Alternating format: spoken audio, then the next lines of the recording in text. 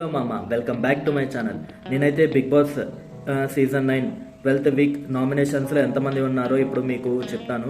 Total 8 members అయితే ఈ week నామినేషన్స్లో ఉన్నారు. ఎక్సెప్ట్ రీతు చౌదరి ఒకటే ఇప్పుడు నామినేషన్స్లో లేదు. మిగతా వాళ్ళంతా నామినేషన్స్లో ఉన్నారు. Tanuja and Kalyan, demon Pavan, Emmanuel, Bharani గారు, సుమన్ శెట్టి, సంజన గారు అండ్ దివ్య, వీళ్ళందరూ అయితే నామినేషన్స్లో ఉన్నారు. మనకు తెలిసిందే తనుజకి అయితే హ్యూజ్ ఓటింగ్ అయితే స్టార్ట్ అయిపోయింది ఆల్రెడీ. అన్అఫీషియల్ పోల్స్లో ఆల్రెడీ తనుజ 30% ఓటింగ్ పోల్తో దూసుకుపోతుంది. అండ్ సెకండ్ ప్లేస్లో అయితే కళ్యాణ్ ఉన్నాడు.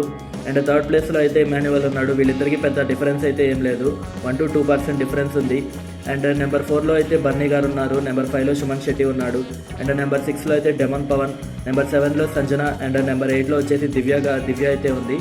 మ్యాక్సిమం ఈ వీక్ సంజన కానీ దివ్య గారు కానీ ఇద్దరిలో ఒకళ్ళని ఎలిమినేట్ చేసే ఛాన్స్ ఉంది. మ్యాక్సిమం దివ్యనే ఎలిమినేట్ అయిపోయిందని అనుకుంటున్నాను. ఎందుకంటే ఇప్పటివరకు చాలా నెగిటివిటీ మూట కట్టుకుంది. తను ఆడే ఆట కంటే ఎక్కువగా తనుజానే నామినేట్ చేస్తూ తనుజానే టార్గెట్ చేస్తూ ఉంది.